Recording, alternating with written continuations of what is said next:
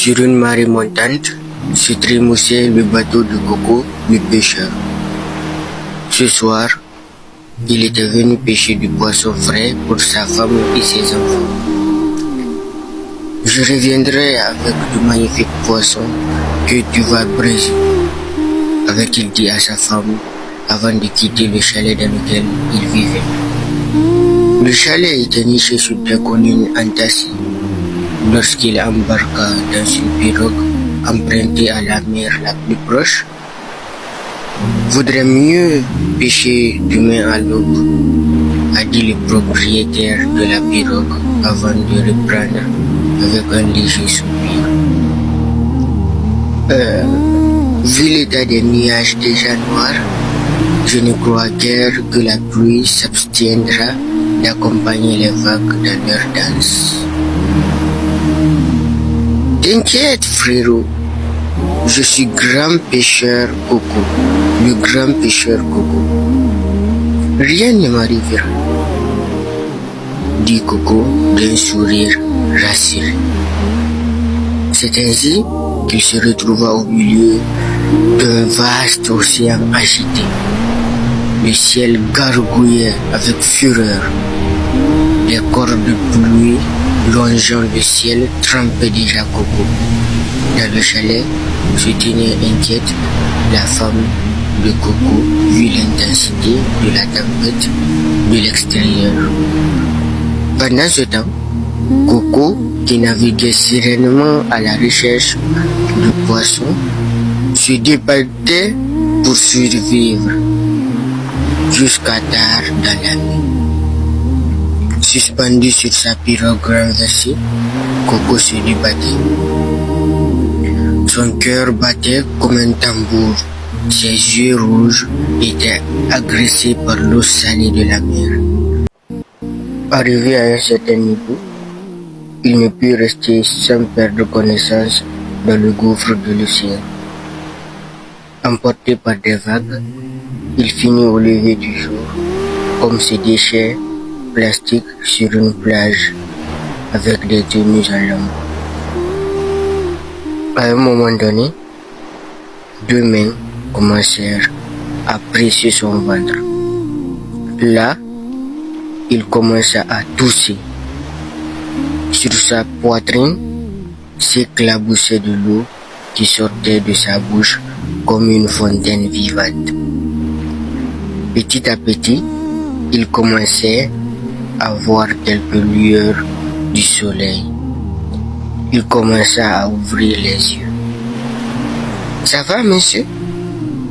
a dit un homme inquiet au-dessus de lui.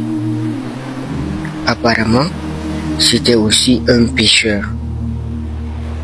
Coco, n'ayant pas assez de force pour répondre, fut conduit par l'homme dans une petite maison. Il se reposa sur un lit modeste. Affaibli par les vagues de la mort, un pêcheur inconnu l'avait pêché. « Où suis-je? Qui êtes-vous? Où est mon bateau ?» Coco, un peu anxieux, s'était réveillé. « Calmez-vous, monsieur. Buvez d'abord ce thé, » a dit le pêcheur d'un visage souriant. Un peu méfiant, Coco saisit la tasse de thé. « C'est bon, » dit Coco. « Comment vous vous êtes retrouvé sur cette plage ?» demanda le pêcheur curieux.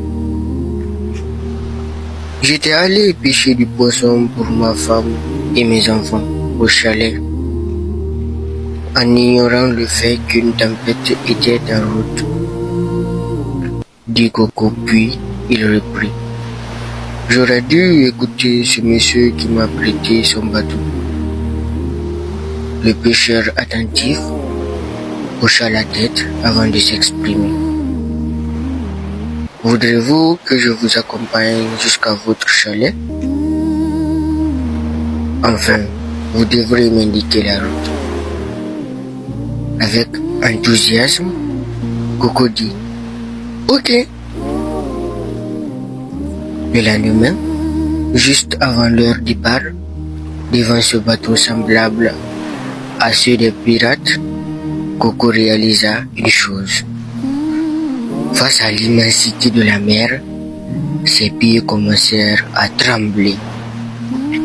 Il ne voyait plus la mer comme une amie, plutôt comme un monstre. Je ne peux pas monter dans ce bateau.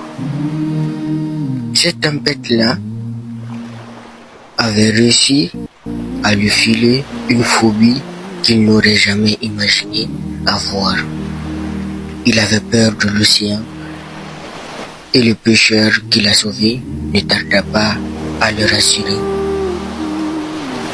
Comment allait-il rejoindre son chalet? Pas certainement en hélico. La mer avait rendu Coco le grand pêcheur, courageux, peureux. Quelle ironie! Pourtant, il savait tellement nager que des habitants du coin le surnommaient le dragon des eaux.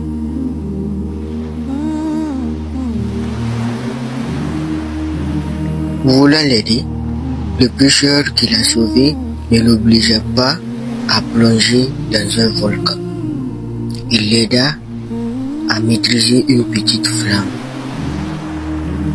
En tournant ses talons vers sa maison, le monsieur sortit avec une énorme bassine. Il la remplit d'eau, puis regarde cette bassine.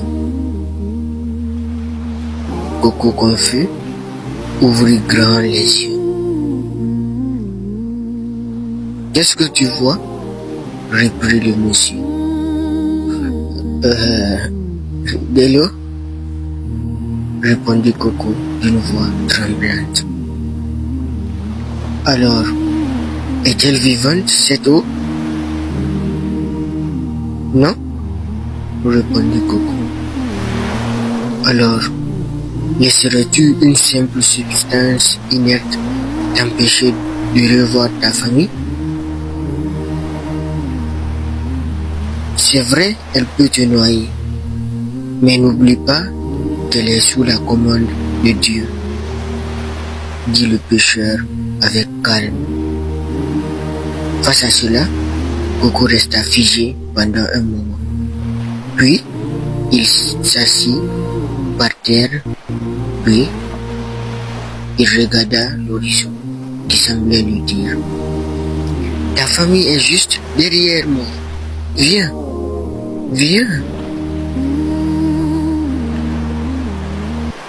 Il posa sa tête lourde dans sa paume, comme s'il méditait.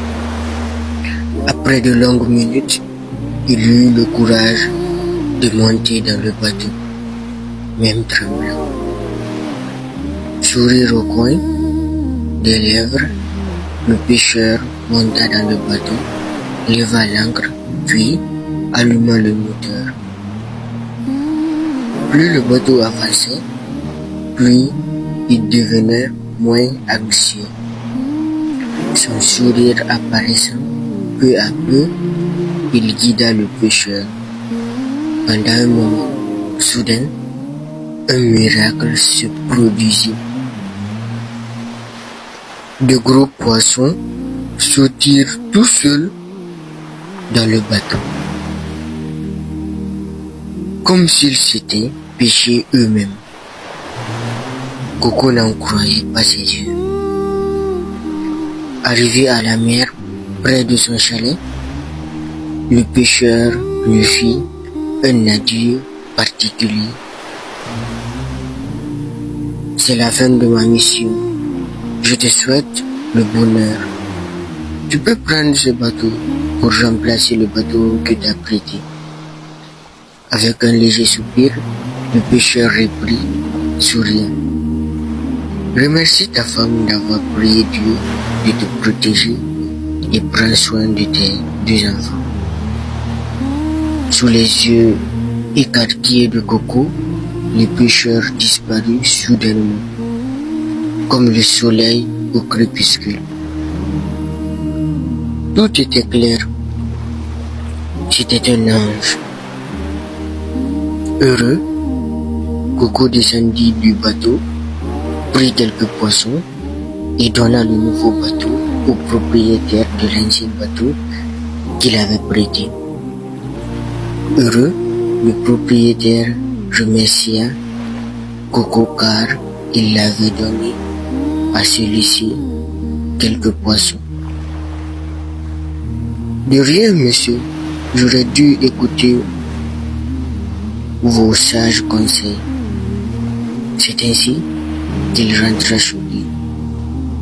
Arrivé, il vit sa femme et ses enfants tristes devant le chalet.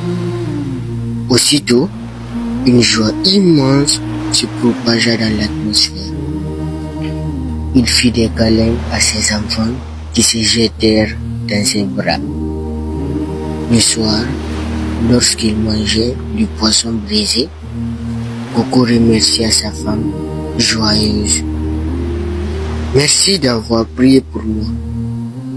Comment il a su?